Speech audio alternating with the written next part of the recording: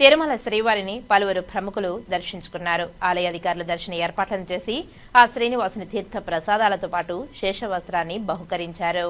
శనివారం ఉదయం నైవేద్య విరామ సమయంలో మాజీ మంత్రి, ప్రస్తుత పుంగనూరు వైసీపీ ఎమ్మెల్యే మంత్రి పెద్దిరెడ్డి రామచంద్రారెడ్డి, రాజంపేట ఎంపీ మిథున్ రెడ్డి, అలాగే సినీ నటి దివి కుటుంబ సభ్యులతో కలిసి వేర్వేరుగా స్వామివారి సేవలో పాల్గొన్నారు.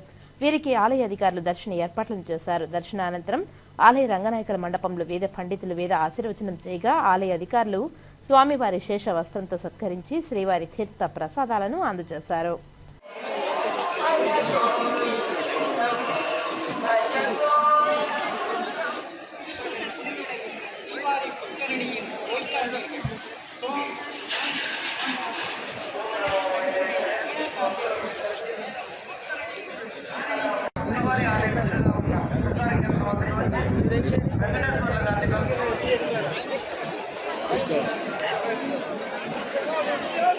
Wow,